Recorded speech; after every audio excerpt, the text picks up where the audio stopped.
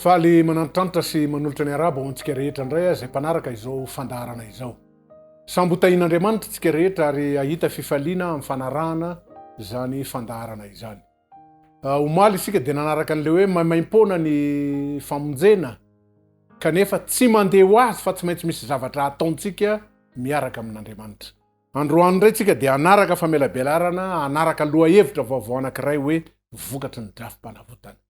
Mialohan'ny anarantsika an'izany fandaharana izany iaraka nondrika ny lohantsika sika iara ivavaka.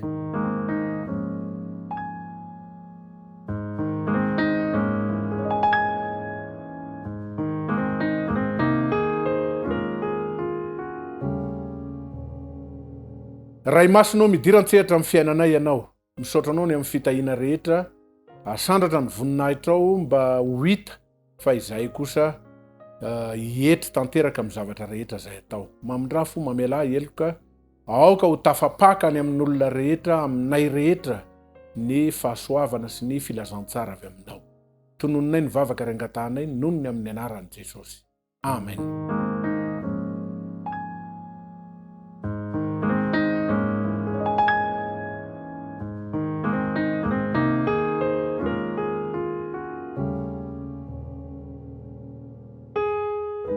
Ny amin'ilay hoe vokatry ny drafim-panavotana dia tsy maintsy miresaka famelan-keloka zay le niresantsika omaly.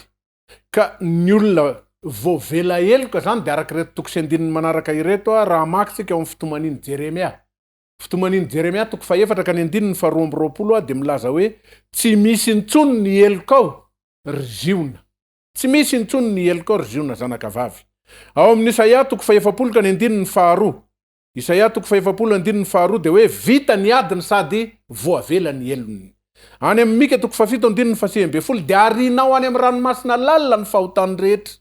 Ary eo amin'ny Jeremia toko fahadimampolo ka ny andininy faharoapolo dia ny hoe ary amin'izany andro zany sy amin'izany fotoana izany ho Jehova dia ho tadiavina zay eloko ny Israely fa tsy hisy ary ny fahotany Joda fa tsy ho hita satria navelanao ny eloko ny sisa zay narovanao, zay sisa narovanao. Koa dia tanteraka zany ka izao ny vokany rehefa voavela eloko tsika dia misy vokany na amin'ny fiainana ankehitriny na amin'ny fiainako avy. Ndao ary ho raisitsika satria tadiditsika na le teny tany amin'ny ohabolana toko faha 12 ka ny andininy faha 13 hoe ho valiana deniny aty an-tany ny marina maika fa ny ratsy fanahy. Ka dia hisy vokany io rahalasy anabavy malala isany. Vokany voalohany ho resantsika zany dia ny amin'izao fiainana izao.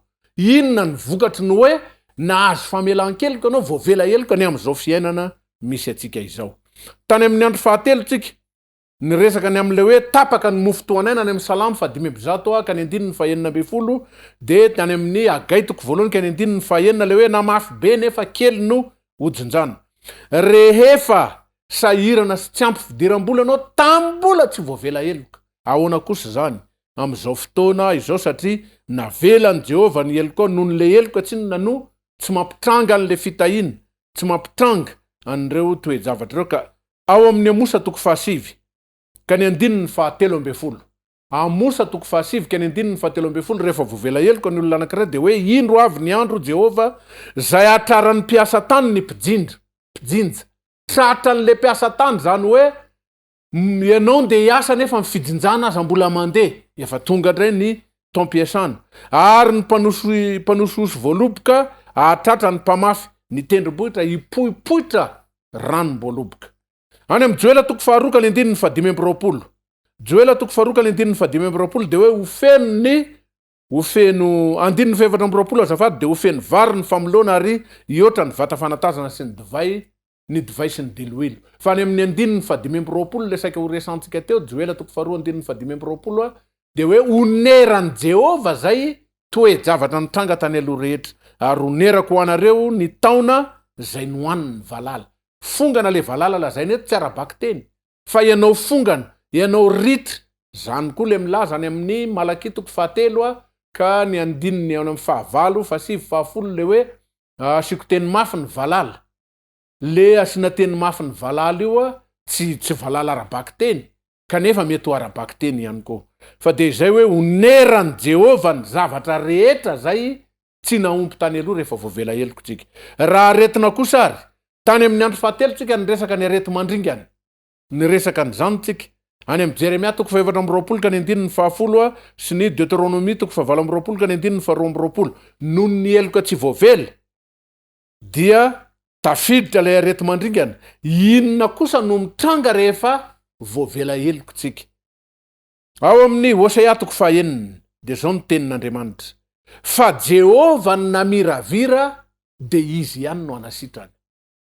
Jehova ny namiravira ary izy ihany no anasitrana antsika. Izy no namely ary izy ihany no ame ny ferintsika rehetra.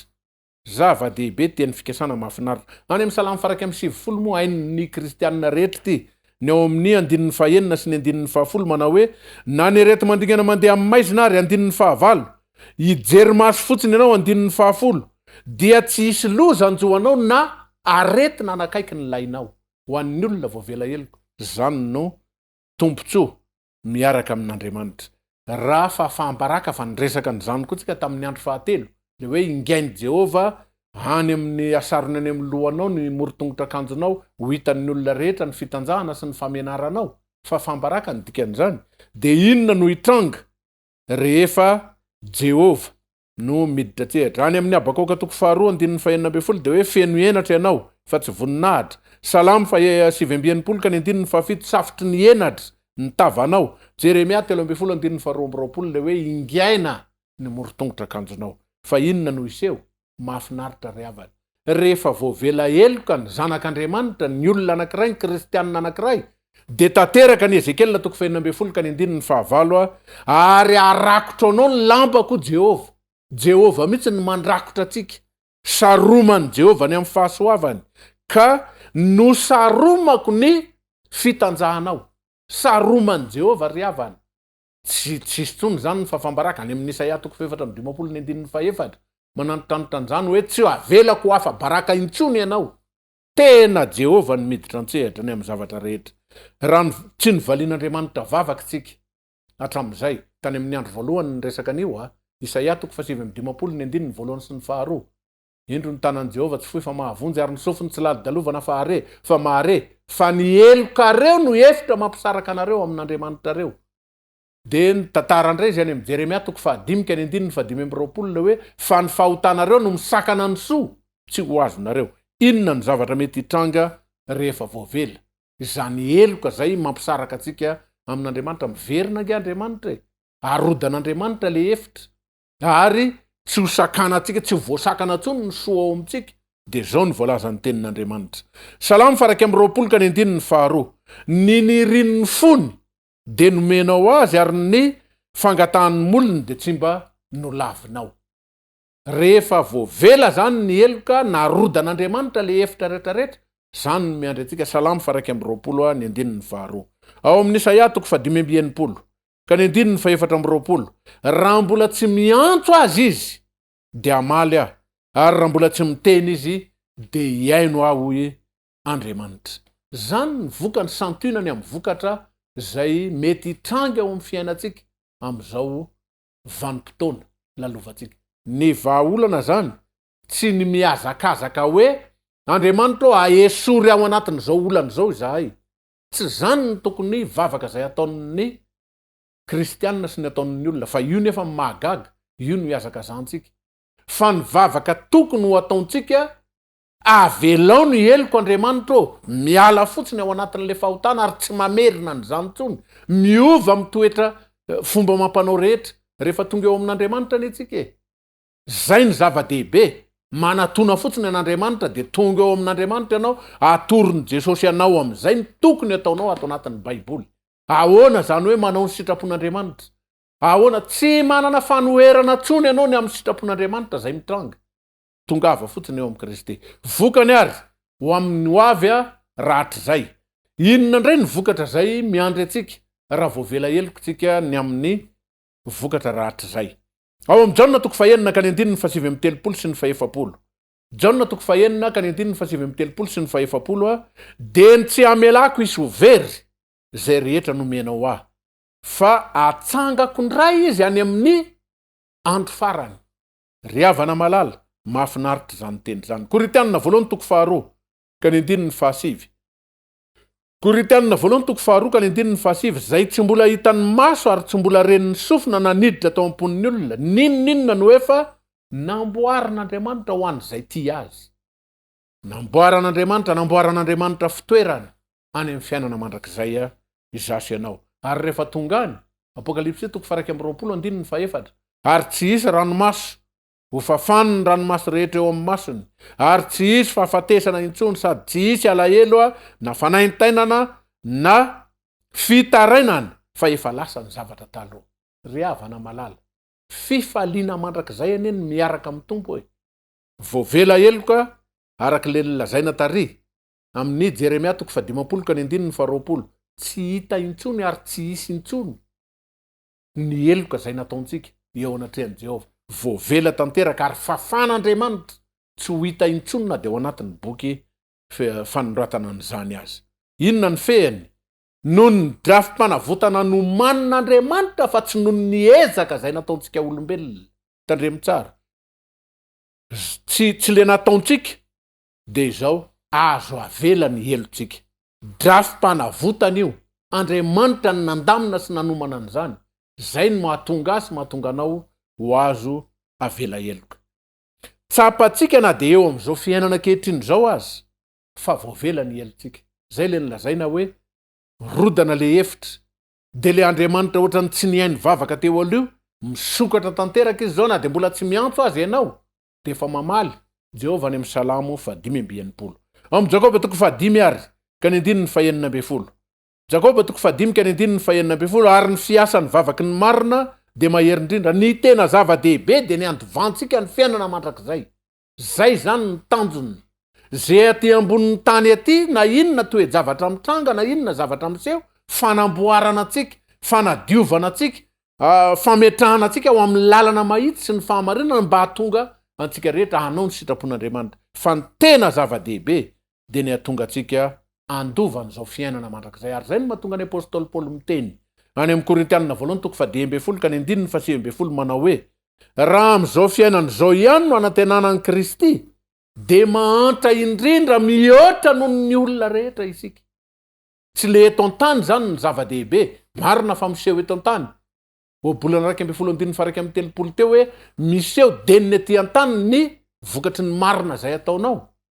Fa tsy zany ny zava-dehibe, raha manantenany amin'izany fotsiny tsika eto amin'ity tany ity, mahantra indrindra mihoatra ny olona rehetra. Fiainana mandrakizay zany ny zava-dehibe ho an'ny vahoaka an'Andriamanitra rehetra. Noho ny drafim-panavotana nefa no mahatonga an'izany. Anantenantsika ny Kristy zao fiainana zao, fa ny tena izy dia ny fandovana ny fiainana mandrakizay. Romanina toko 5:2-3.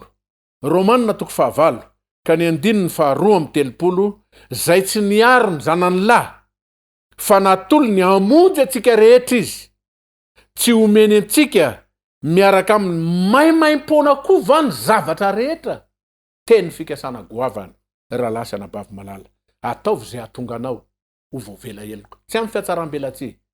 Le mpanompo vavy ny atao hoe Ellen White dia nanoratra ny boky soratany hoe ilay fitiavana mandresy pejy 705 sy ny 705.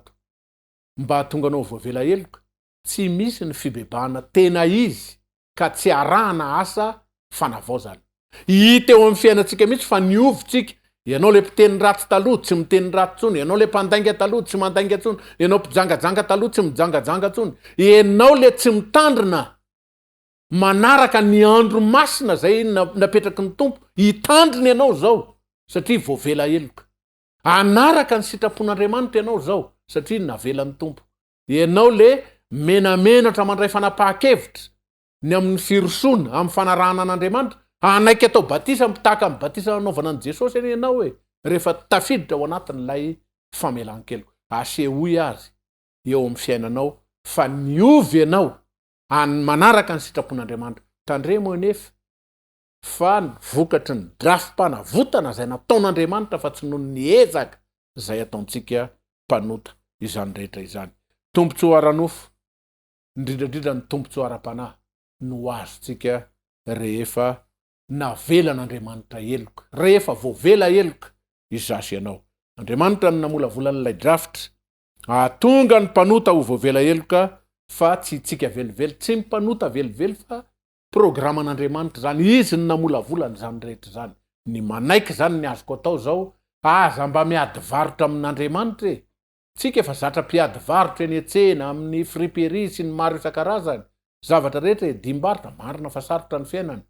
Fa tadiavintsika edimbarotra ohatran'izany koa ny miditra any amin'ny fiainana mandrakizay. Tianay atao ihany ny ataonay, ny aninay ihany no aninay. Isaia 4:4 fa mba tonony amin'ny anaranao fotsiny zay dia afao tondromaso, ry havana malala. Tsy zany ny atao hoe mivavaka. Tsy ny tiako atao, fa ny tian'ilay nanavitra sy namonjy ahy atao, zay no ataontsika. Ka amin'ity andro androany ity, mahereza, aza matahotra, miankina, de minoy zany teny fikasana izany.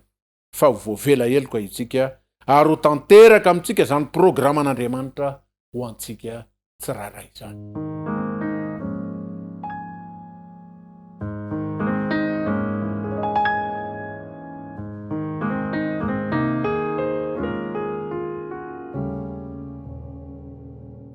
Ray masina be fitiavana any an-danitra, lehibe tokoa ny fitiavanao anay. Mbola nomenao an Jesosy Kristy, nanomana programa ianao ny amin'ny drafim-panavotana. Ka na dia mpanota tsy mendrika azy zahay, de ho hita eo amin'ny fiainanay deniny aty an-tany fa anana fiadanam-po izahay, fiadanan-tsaina, satria nomenao ny famonjenao, nomenao ny famelan-keloka sy ny fanavotana. Ary ny zava-dehibe, de efa azo antoka ny fiainana mandrakizay ho anay rehetra. Tantano ary ny fiainanay Tompo, ary ireo mpiaino sy mpanaraka izao fandarana izao, mba anana fifaliana ihany koa ny amin'izany filazantsara, de izahay mpanota hiditra ny lanitra. Zany ny tena vaovao mahafaly, zany ny atao hoe filazantsara. Ko dia ampitoero ao anatinay mandrakariva ny ahatonga anay mba ho fanindrina lalina amin'ny alalan'ny fananao masina ao anatinay, ny ahatonga anay anana fanirina ny ho voavela heloka mandrakariva. De mitantana ny fiainanay, apetraka eo aminao no mahasoa rehetra, tononinay ny vavaka ary angatahanay noho ny amin'ny anaran'i Jesosy. Amen.